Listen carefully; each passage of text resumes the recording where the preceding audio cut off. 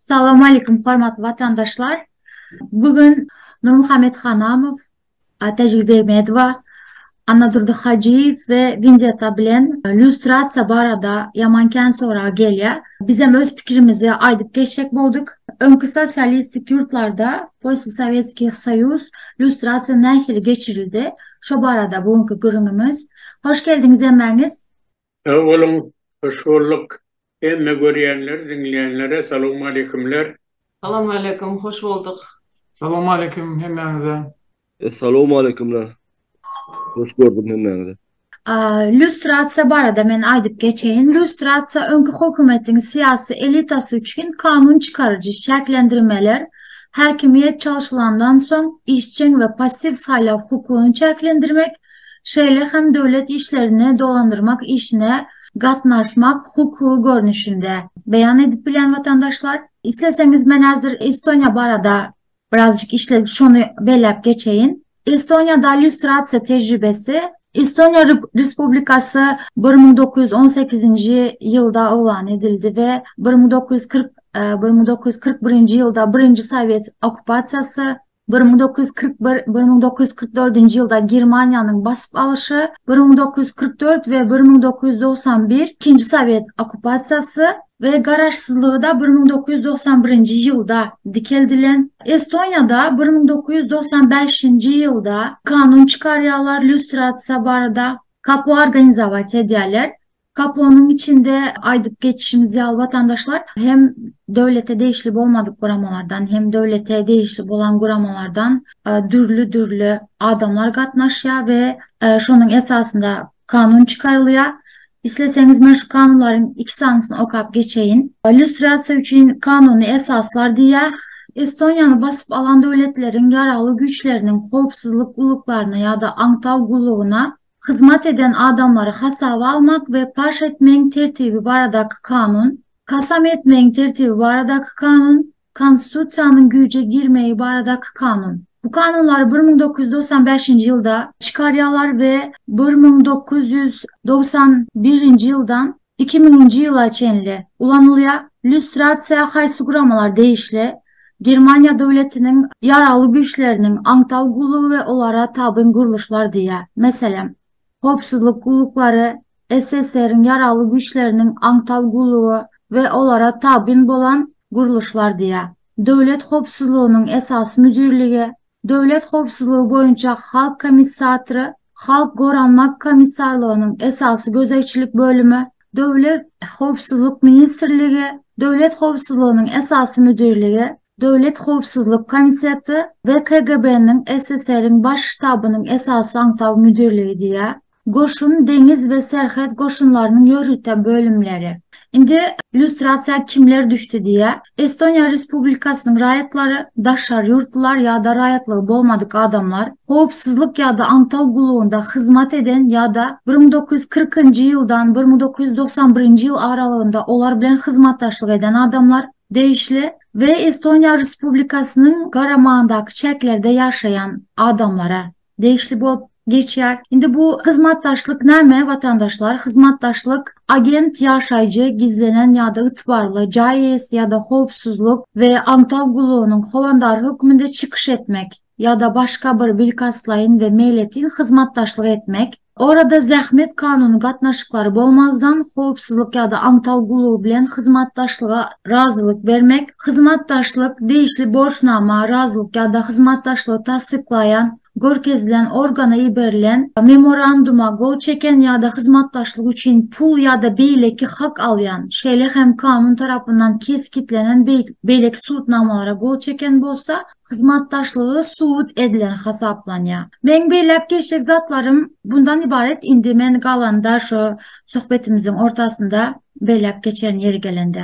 Söz Anadolu'da size vereli. Чехословакия была первой постсоциалистических стран, которая первой приняла законы люстрации. Был принят закон о большой люстрации, он был принят в 1991 году. и действовал всего 2 года. Потом после этого был принят в 1992 году закон о малой люстрации. Кроме того, в течение нескольких лет в Чехии были приняты и другие законы, в частности, в 1990 году был принят закон о судебной реабилитации политзаключенных и финансовой компенсации. В 1991 году о внесудебной реабилитации и возвращение собственности и так далее, и так далее. То есть я хочу сказать, что прежде чем принять закон о люстрации, парламенты и люди решают, как определить, вообще будут ли они этот закон принимать или не будут. Я хочу сказать, что против закона люстрации очень сильно выступал бывший первый секретарь ЦК Компартии Чехословакии Дубчик, тот самый Дубчик, который был репрессирован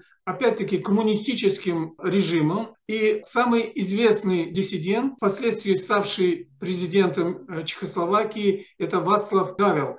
Они выступали против люстрации, они говорили, что люстрация может разделить чешское общество. Когда приняли эти законы, определились объекты этого закона. То есть все бывшие чиновники должны были пройти через люстрацию. Кроме того, была создана комиссия, который рассматривал вот эти все дела. Какие меры были применены к людям, которые прошли люстрацию? Это прежде всего увольнение, понижение в должности и запрещение на 5 лет ответственной посты в государственном аппарате для люстрируемых лиц. Теперь хочу сказать, что в Чехии прошли люстрацию где-то около 500 000 человек, это 500 тысяч. И только где-то около 11 тысяч получили уведомление, что они сотрудничали вот с этим режимом. Еще хочу сказать, что законом запрещалось вообще публиковать какую-то информацию о том или ином человеке. Нельзя рассматривать люстрацию, как пойти и просто наказать. То есть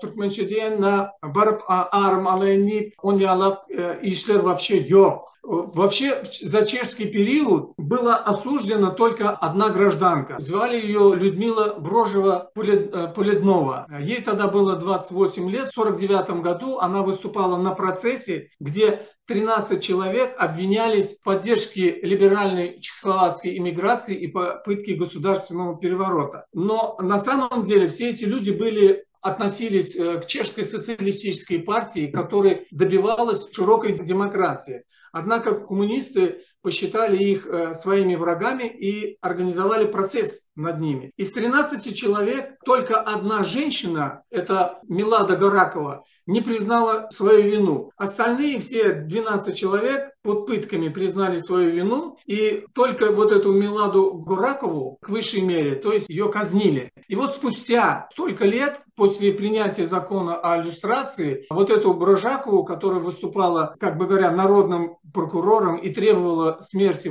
Гораковой, наказать ее высшей меры, ее судили. Ее, кстати, приговорили к нескольким лет заключения. Как я уже сказал, президент Вацлав Гавел, самый главный диссидент, он выступал против этого. И в конце концов, эта Брожакова, она не просидела 8 лет заключения. Ее амнистировал уже другой президент. Чехия до сих пор продолжается люстрационный период. Они периодически продолжают рассматривать дела и дают справки людям, не имели должности в государственных структурах и не были выбраны в парламент. То есть это процесс долгий. Да, это процесс долгий. Хотела бы добавить, Estonya'da люстрация geçilerinde 647 adam derine geçiriliyor. Şoların 77% erkek, 23% ayal. Особенно 1911 yıldan 72. yıla çenli doğulan adamlar. Ondan sonra bu adamların yankaya geçirilen dernevde vezipeleri, adları, haysi kurama bilen işleşti. Şolar barada dernevler geçiriliyor. Yankı size aydıp geçen de benim şoları goşaya indiydim Estonya barada. Goşçak zadım berde. Эйн Сеппикте работал прокурором и судьей. 1976-1992 yıl arası приговорил к разным срокам заключения молодых людей, пытавшихся бежать из СССР или поджигавших или наносивших граффити на советском памятнике. Yani Эйн Септик 2003 yılda под давлением общественности покинул пост министра внутренних дел diye ve şuna menzeş bir neçe primer yenem var Estonya meselesinde. Aytjak bolyanzadım şu adamları yankı Apşestvanın baskısı bilen işten çıkarıptırlar.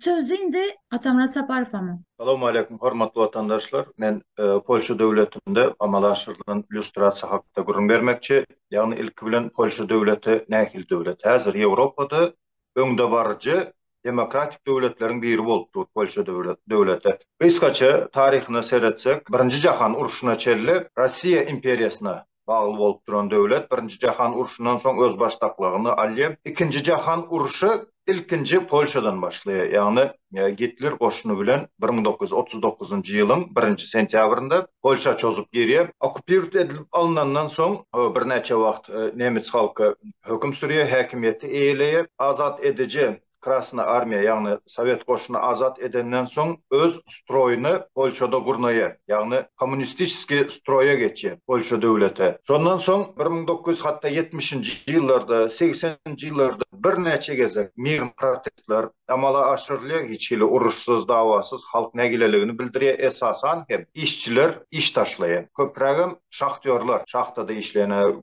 kömür çıkaryan nemeler, hatta işleyecekleri önünde bövet olup durýarlardan, ýagny hökümet siz bizi dinleň, biz hem seriozny, ýagny çynlakay ýagdaýda görüň, ýagny bizde dinleň diýen maksat bilen şu ünsünemesini özüne çekýärler. Şeýlelikde 1989-njy 90-njy ýyllarda kommunistik stroýdan, ýagny Solidarność opozisiýa guramasy, Solidarność türkmençe aýdanda, ýagny raýdaşlyk opozisiýa guramasy häkimiýeti alýar. Emma oňa garamazdan 1992-nji ýylda kommunistik tribunal tarapyndan ýagny basılıp ýatyrylýar. Soň 1996-njy ýylda täzelden kurugly stoly oturup şol Solidarność opozisiýa hereketiniň lideri Leho Valensa şu ýerde çykyş etdi, ýagny Duh palatny hökümet gurmak ideýasyny, ýagny pikirini öňe sürýär, ýagny döwlet struktura stroýuny nemetmeli, ütketmeli ýagny. Ondan başga da öň kommunistik rejimde kommunistler bilen işleşen, açyk, gizlin işleşen işçilere beýleki döwletlerden tapawutlukda, ýagny Çekiýany aýdyp geçdiňiz. Polşada şunyaly mümkinçilik berilýär. Yani asmak basmak değil de hakikattanım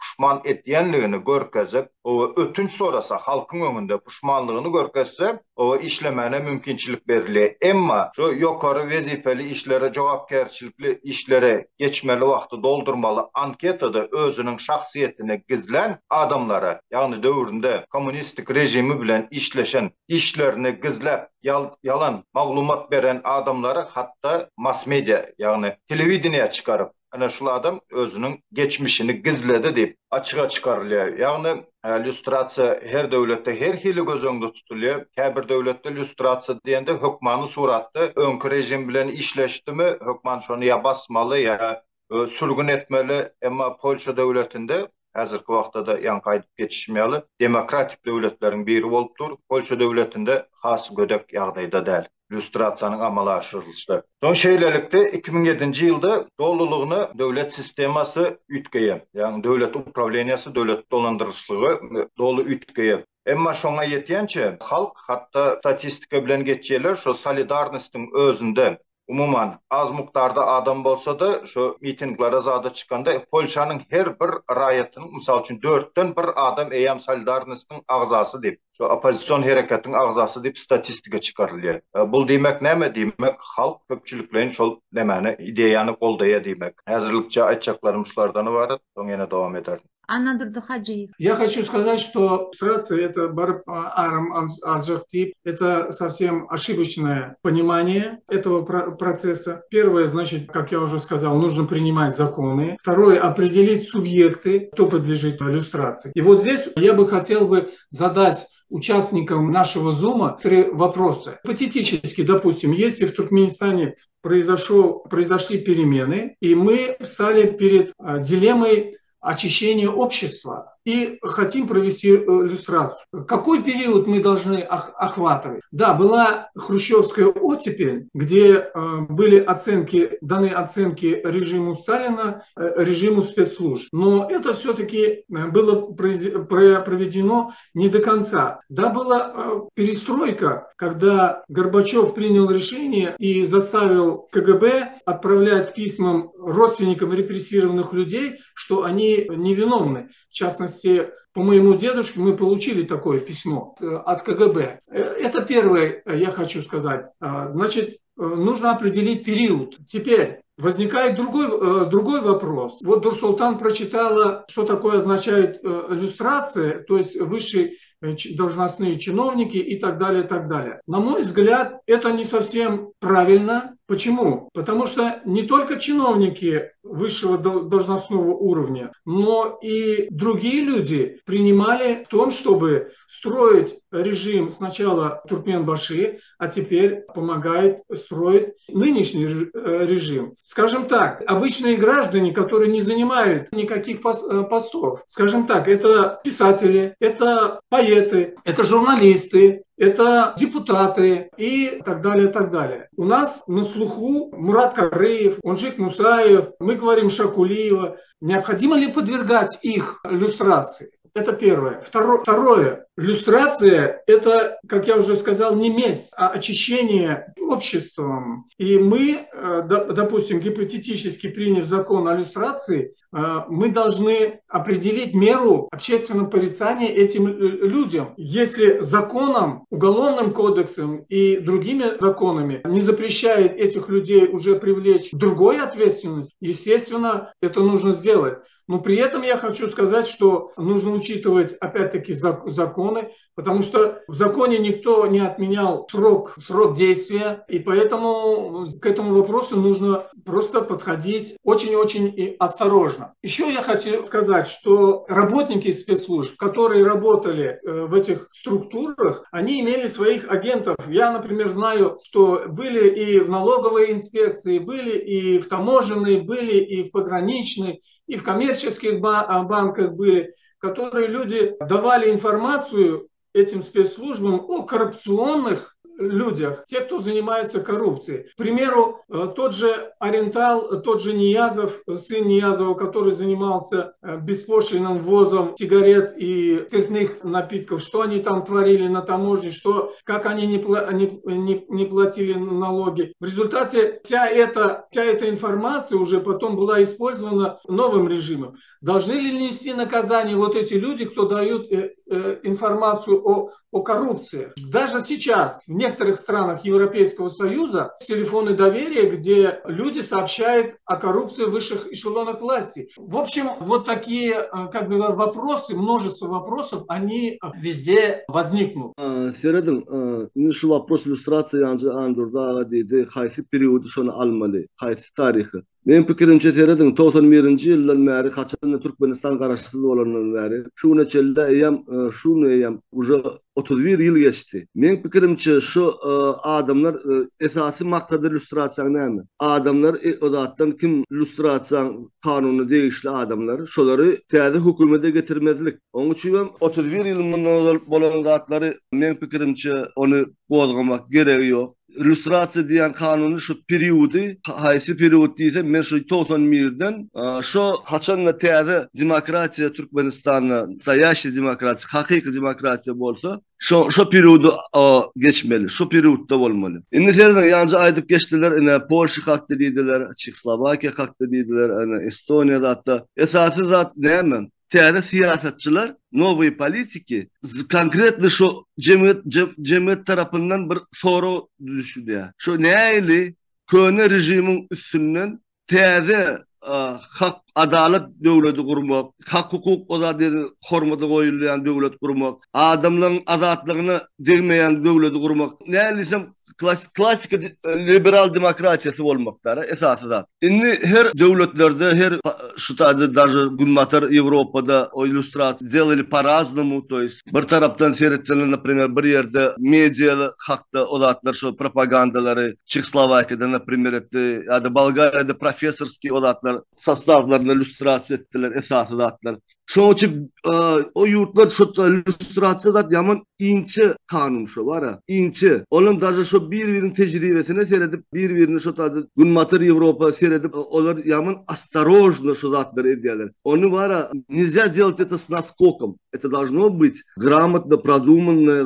положение. Esasy zat şo men ýene-de bir sapar aýlat geçjek. Şo men pikirimçe şo lüstrasiýa kim bolat etmeli? Esasy spetslužbalaryň işgärleri, правоохранительный органы, sud. Ine şolary kim bir kanun şo adamları, basan adamları, следовательler şolar. Bizi özümüz bilýäs, premier polisiýa şu taýda günbatyr Ýewropada, Восточный Ýewropa diýerler. Günbatyr Ýewropada polisiýaň massawy uwalniýanyny bolmady. Потому что olar tejribeli adam, opitli adamlar zatlar. Olar uwalnat etmegi gerekkä, işden çykarmagy gerekkä. Ýöne şolon arasynda bolon ýene bir sapar aýdýar. Şondalyk şu rejimi hakyky gulluk eden adamlar ine şolary täze hökümete getirmediler.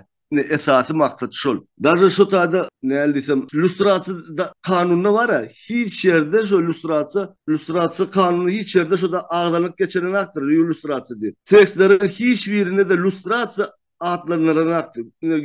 91-nji ýylda Çekoslowakiýada даже kabul edildiler şu lüstrasiýa ola zakon başgaça adlandyrdylar. Döwlet edaralaryna we gurulmalarına saýlanan we bellenen wezipeleri eýlemek üçin käbir goşboça zerur şertleri keskinlenen kanun diýip ýazdylar. Lüstrasiýa diýip ýazmadylar şu taýda bar. Ýazmadylar. Çekoslowakiýada şonam ýazmadylar. Şoň üçin men pikirimçe, men özümden aýtsam bar, şu lüstrasiýa garşy, men garşy. Düşdimen. Ýöne nälik tarapdan şonu ola kanuny bir esli Cemiyet tarafından şonu keskitlense, şonu talep edilse, şu kanun gerek değilse, yaman очень надо осторожно с этим вопросом подходить, очень осторожно. Потому что здесь могут быть нарушены права человека, его конституционные права. И поэтому это не считается гонением, чтобы мы не погульно всех гоняли или еще что-нибудь в этом смысле делали. Поэтому я вот за такую иллюстрацию. Спасибо. Sağ olun Vinzetta. Muhammed Hanamov, size söz bereli. Size öz fikrinizi görüşüp geçseniz. Sağ olun. Hakikaten bir ulu mesele. Lüstrasiýa demek, birincisine şoň esasy manasyny anlatmak gerek. Lüstrasiýa demek, ol hakikaten men nazardam aýtdy, gelip aram almak diýmekde. Onun için kanun var. Her kim öz günahını kanun boyunca çekmeli. Ýöne lüstrasiýa diýilen hakikaten täze döwlete demek ol şuňky rejim ütüye täze döwlet kurulýar. Şu täze döwlete öňe çinovnikler diýen, şol esasy her kim şonu niýede. Çinovniklerden täze döwlete gabat gelmeýän çinovnikler girmedi ýa. Näme üçin gabat gelmeýän? Bir topar çinovnikler hakykatdan mejbur bolup däl. Ýöne çyn ýüreginden şuňky döwlet ýolbaşçylaryny gollaýan, şolara hyzmat etýän, şuňky rejime hyzmat etýän, şuňky rejimi gollaýan, ne şolar ýalaplar doğrudan täze döwlete girmeli. Ondan ýanky döwür boýunça haýsy döwürden var. Ol her kimiň öz pikiri var. Enne taýtdy ýanky 91-nji ýyldan beri seretmenler. Men pikirim onça seretmeli olar. Olar şoň eýem ýaşy epesli bir derejä ýetýän. Men özüme şo döwürdäki çinovnik ýaşymyny bir derejä ýeten, şoň bolmaly ýetelerim täze döwletde meni ýa bolup biljekler. Näme üçin diýsem, ýaşyň bir çene ýetenden soň bir gira aýrylaýmaly. Ol ýokman ben çinovnik boljak diýip zat durmalylar. Ýöne şu diýenlerim. Şolaň içinde günäsi var adamlar täze döwlete girmek. Ýöne ýene bir eda gaýtalap aýtsak bolýar. Muňa epese zaman geçti, ni olary günäsini geçe eldiýen ýa-da şey etmediler. Hakykatdan bir topar adamlar, ýa-da atlar tutup geçildi. Onjuk Musaýew ýaly, Murat Garif ýaly, Recep Safarow ýaly, şolar ýaly adamlar hakykatdan rejime uly hyzmat eden adam. Şunu nem edip görürler. Olar hakikaten ýanky öz etýän hyzmaty meselem, ýanky Jamal Safarow meselemde aýdymlary bilen ýa şoňky ýaşlar taýynan her türlü ýanky şowlar gurnaplar edip bayram çyrklarda ýa başga bir nemelerde o şu hereketler öyle rejimi gollaýar. Diýmek şoňky rejimi gollaýan adamlar täze rejimde şol alyp barýan tärini, şol alyp barýan ýolny alyp barmalylar, dowam etmeliler. Olar aýrylaýmaly. Ýöne başga günäleri bar bolsa, kanuny gabat gelýän. Olaýan başga mesele. Olaýan lüstrasiýa däl, olaýan döwletiň kanuny boýunça Ugolovny kodeks diýilýär. Şo boýunça kanuny pozan adamlara ziyan yetiren adamlar. Ýani Nektasana kesti esasiyan ki yürüyüşe kurumalar kön bayali MVD yali, prokuratur yali, süt yali, dine olaram değil. Oları da hakikaten birinci nöbette olar günahkar yani bir topar eyleki organlarda da halka diyen yetiriyen hem yetiren kullukçular az değil. Şunun için olar kanun boyunca günahlarını çekmiyor. Yöne lüstrasiya bilen şu yanki kanun pozanlara edilen, görülen çareler şu arı tapavdını bilmeli ayçak oluyor. Şunun için bir o nimetmenler, araştırmalar, her zatın öz nimeti var. Çözmeli, yetmeli işi var diyen yani. Şunun için kıyıskamen şungulen sözümü soruyor. Sağ olun köp. Görüşecek ders hakkında. Кашпировский aydaysın, Кашпировский. Elini kaldırıptır Kaşpirovski. Kaşpirovski. Görmendir. Böyle ben başta şunu bir vakanı görürüm vereyim. Yani biliyorsunuz SSR dövrü kulluk bütün Soyuz'un içinde hatta Germanya'da, Mongolya'da kulluk edenler, Çekoslovakya'da kulluk eden adamlar olan yani bizden ön bakaleniyorlar SSR dövrü. Bir yaşlı adam görürüm veriyor. Yankı dini maşgaladan yani kakası bir övladı mücevir eken cinaza zat okap nemet gören o bu SSR'ın içinde Rusya'nın bir yerlerinde kulluk edip Gelleden kakasına ite kaka diye men 2 yıl apte donuz etiydim. Nehil oların dedi. Oğlum diye sende günah yok diye. Açra yitirdi sana diye. Yani buyruk yok oradan diye. Aç ölmeyecek olsan sen iyi eymeli. Ol günah yazılan yok diye. Indi bu vakan nemçin aydık. Yani devlet sisteması korrupsiyadan ovarat bolup duran olsa. Şol sistemada işleyecek olsa adam hükman suratı etcek deldiyse de şol işte oturacak olsa şu yerden aylık alıp maşgalasını ekleyecek olsa şol sistemi bilen den ayak uraymalı. Yine bir zat bellep geçesim geliyor. Türkmenistan'da umumu statistika bilen alanda sudimizde kən halk, Türkmen halk. Gelip lüstrasiya geçirilende de öňünden işlen çinovnikleri bir baştan bir ayaktan hemmesine türme basmaklığı men yanlış dip fikir etdim. Yani Nur Muhammed ağa bellep geçti. Hakikattanım Ugolovny kodeksa qavat gelen cinayetleri eden olsa onda adaletli sud edip eden cinayetinin üstünü açıp onda türme basmalı. Ama bir qıradan o bu rejimi işledi al sana 2 yıl, sana 3 yıl, sen 5 yıl azatlıktan mahrum boldun dep karar çıkarılmağına misal için men karşı şonu yalı lüstrasiyanın geçirilmegine. Bu öz pikirim. Endi yine bir zat bellek geçesim geli. Hani habarınız var.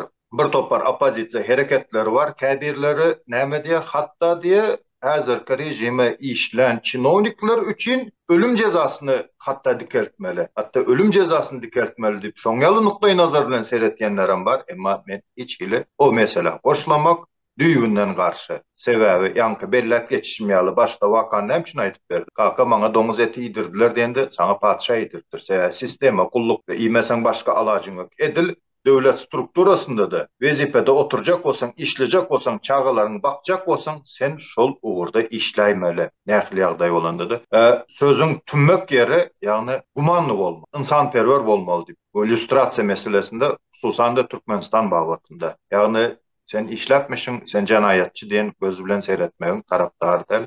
Benim fikirlerim şundan ibaret. Ünsöýreniniz için sağ olun. Tecrübe söz hakkında size berer sözü. Doğru aydıp geçtiniz. Şu yerde esası bellemeli bir zat. Lüstrasiyanın amala aşırılma için vacip nämeleri gözümüzde tutmalı, bilmeli. Men pikirim boýunça bu meselede esası yörelge adam hukuklarynyň bozulmazlygydy. Bu maksat bilen her kim lüstrasiya tabyn bolmaly däldir. Ýöne eger birinciden islendik bir gurama degişli bolan üçin ýa-da islendik ýa-da käbir guramanyň peýdasyna işlän üçin ýa-da şahsy garaşlar we inançlar üçin käbir adamlaryň öz şahsy garaşy şeýle bolansa ona häzir Saparowaň nemesini misalyny getirdiler. Ýa-da ýene bir misal getirip bolar. Hudaý şükür ýa-ni şu gün bir habar geldi. Hursanay Ismatullayewa türmeden boşadylypdyr. Şu Hursanay Ismatullayewa'ny türme basan aslında şonu ağır alıp şoň başlygy edip şunýaly adamlar,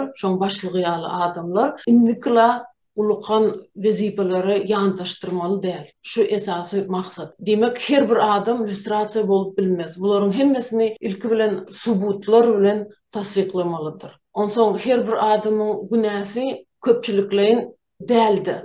aýratynlykda subut edilmeli. Eger şeýle köpçüliklerin hereket bolan bolsa, senem şonda bardyň diýmek bolany. Diňe aýratyn şahsy subutlary tapmaly. Onsoň köp hünärmeleriň pikirçe, lustratsiýa jenayet işiniň bir görnüşi bolmaly däl. Aýratyn jenayet Uголовный kodeks diýilýär var, aýratynam lustratsiýa barada kanun kabul edilmeli. Hiç haçan jenayet jazasynyň ornuny tutmak ýa-da ağır almak üçin lustratsiýa ulanmaly däl. Hünärmeliň günäniň subut edilmelidigini öňe hünärmeler sürýärler. Diňe çaklamalar ýa-da döwlet işgärleriniň belli bir kategoriýasyna degişlilikde netije çykarmak mümkin däl. Adalatlyň ähli kepillikleri berjay edilmelidir.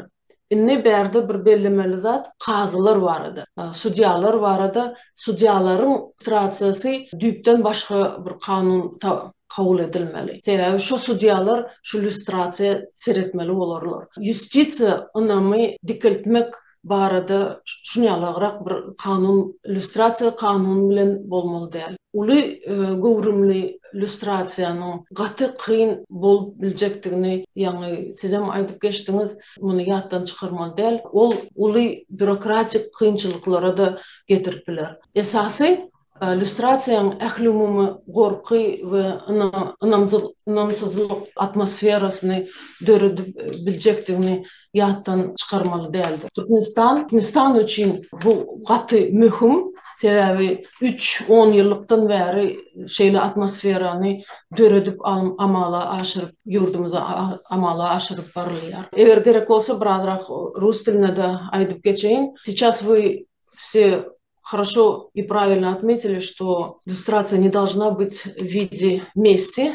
Во-первых. Во-вторых, для иллюстрации нужна очень большая подготовка. Нужно очень внимательно и осторожно подходить к принятию закона о иллюстрации. И иллюстрация не должна нести в себе цель мщения, а цель должна быть очищение общества от тех людей, которые привыкли восхвалять авторитарный режим в личных целях и в целях мщения того же соседа или коллеги или кого-то другого.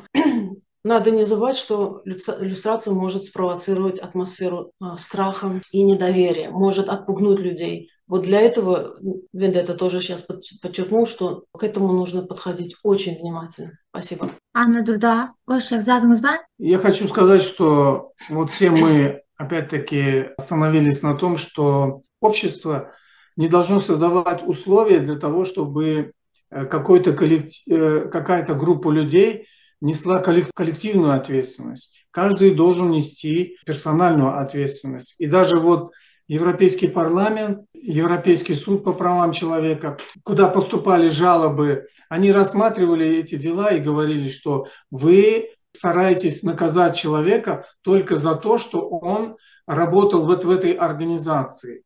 И они выносили отрицательные решения, не одобряли это. Каждый человек должен нести свою вину за содеянное. Только таким образом мы сможем добиться какой-то справедливости в этом обществе. Nurmuhammed Hanamov, goşaklarınız bolsa dinleýär sizi. Goşaklarım var, yani ayet geçtiler diyeli Türkmenistan'da rejim yürütkenine, käbir adamlara, yani ki çinovlukların diyen yani hemmesini atu cezasını vermeli. Biz hakikaten demokratik devletini kuracak bolsak, atu diýilýän zat, olar real zat bolmaly.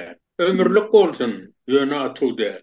Ol demokratik devletine gawat gelmeýär. Şoň üçin käbir diýilýän zatlary ilki pikirlenip görmeli. Sen hakikaten ýani aýdyp geçdi, vendettami gumanny bolmaly. Hakikaten demokratik devletin şoňa gawat gelýän kanunlar bolmaly döwletde. Şoňa görä-de öňe maýdyp geçdim. Her adam öz günäsi boýunça, kanun boýunça günäsine ýa-ni karar bermeli. Ýöne kanun sen işlediň şo döwürde, benim niýe hogullyk etdiň, ýa bolmasa sen şo döwürde ogurlapsyň, ol boş gurrun, ogurlapmy. Şoň hakikat uğurlanı arada emme nemeler bir faktlar olmalı. O yok olsa yani boş söz bile. Ne için onu olsa yok ben uğru olaymadı. Ha özüm arada aytsam bir testi var yanlış oluyor da. Men apozisiya geçerim meri eyyam 20 yıl oldu. Şunu da Türkmenistan şunun içinni rahatlanan o. Bir yıl bundan yok. Bizim yaşlarımız esassız aktif uğramızdan son, benim size koşuluşu uğramdan son, Türkmenistan tezinin maaşı harekete geçti. Berik Avstriya, men Avstriya'da yaşayan. Avstriya, yankı Nur Muhammed Hanamov öz doğruna, Gosnap'ta işlerinde uğruna 8 milyon dolar uğurlaptır deyip şunyalı günahkarlar yerler, meni. Onun berdeki juristler, esasım yankı Adalet Ministerstvosu seyretçe bulur yaldatları, onun hem Finansal Ministerstvo. Finansal Ministersto'da yürütüp göz polisiyası var. Çolar seyredip Türkmenistan'dan talep ettiler. Hakikaten şon eden günahları var adıp dokumentler verildi. Türkmenistan işaret veriyorlar. Geçen yıl bana onun Adalet Ministerstvosu'na hat geldi. Yoldaş Hanamov bizi Türkmenistan günahkarladı. 8 milyon uğurlapsınız deyip yönü da kaza edilmedi. Şunun için biz seni günahkar deyip hasav edemiz o. Arkayını yaşa verdi, çoğunu arkat verdi. Yani yönü Türkmenistan kararacak olup adamları günahsız sesini çıkarmadı yani günahkarlayacak olup her sesliği tökmet atıyor. Yani onun arkasında hükman bir şu günahsı var arada bir hakikat dokumentler olmalı. O olmasa boş sözüne berde hiç kımınanmıyor. Onun için ben diyecek yani hakikattenam Türkmenistan rejimi töse siz yaşlar gelirsiniz. Devlet başında olursunuz. Yani çemüleni işlepsin deyip ertesi yani günahkarlık görmez. Olur koydu bağırlamalı. Hakikaten yine kaytalavat yani. Günah var olsa kanun olmuş. Demokratik devletin kanun işlemi. Yine yankı anladır dine şeyali aramalacak diye oturmalılar. İnha men ayçak olan. Sağ olun. İnzeta?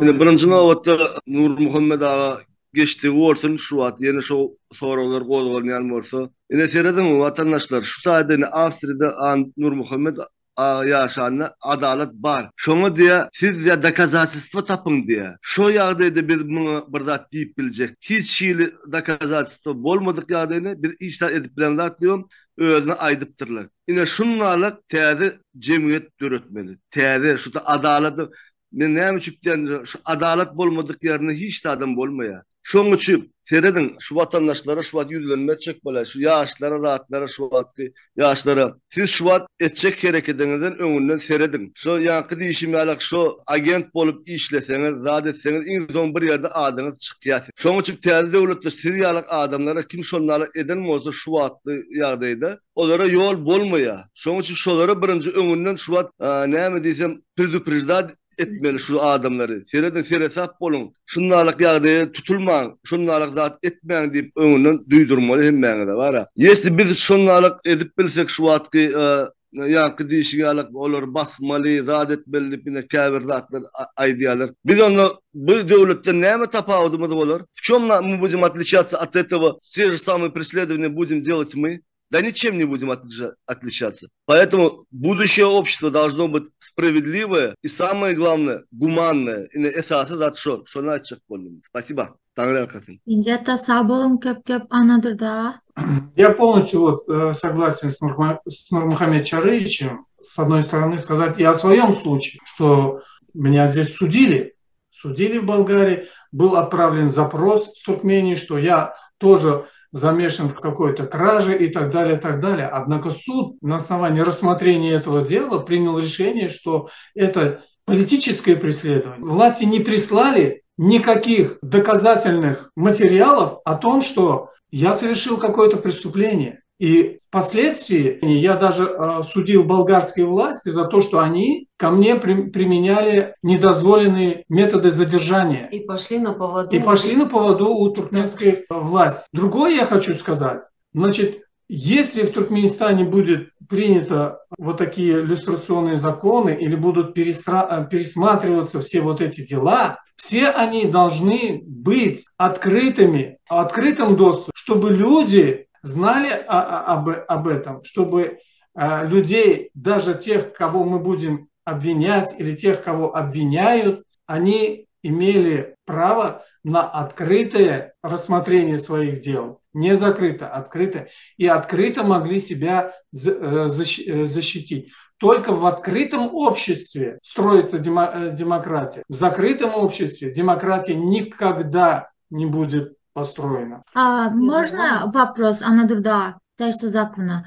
Вот активистов хотели предупреждать, да, как их имена попадет в список. Объясните, пожалуйста, подробно, потому что вот, например, men illüstratsiya barada ilkinci gezekini sizden eşidip o türlü kabir meseleleri hiç fikrim yoktu ve bana benzer köp adam barda ona yani. Şunu birazcık genelrak aydıp verseniz mesele. Вот Нурмухамед Чарыч знает, он работал дипломатом, послом, что туркменская власть направляет на работу работников спецслужб, которые контролируют не только самих дипломатов, но и собирают информацию о собственных гражданах. Особенно это наблюдается в Турции, где часть туркменских граждан проявляет активность в отстаивании своих прав. Так вот, я предупреждаю некоторых активистов, у которых очень длинный язык, которые, как бы говоря, общаются с некоторыми людьми, которые сотрудничают в консульской службе. Так вот эти работники спецслужб в консульских учреждениях, они пишут свои доклады ежемесячные, отчеты, откуда они получают информацию, с каких источников, когда активисты пойдут на протест, когда активисты будут проводить то или иное мероприятие. И все вот эти фамилии, откуда получили они информацию, источник вот этой информации, они обязательно указывают. Спасибо. Я тоже добавлю, Нурсултан berdi, yaşlar nämen düşünmeli? Yani Nurhan Çarıç'ım aytdı. Cinayet kodeksi var. Şoň esasına seredilen işler var. Hem de eger lüstrasiya barada görüngitse, lüstrasiya barada kanun kabul edilmeli. Şu yerde lüstrasiya basmak ya da atmak deyip gözüňe tutanak. Lüstrasiya cemiyeti arasalamak deyip gözüňe tutýar. Olanda gepleşik Cemile ile dinleriniz için. O cemleten ama O ne cemleten mola hemmemiz açıkladığımızda ayttık. Düşünür yalı oldu mu ka diyen mene. Sağ olun. Спасибо всем. Köp sağ olun. Спасибо всем, кто участвовал.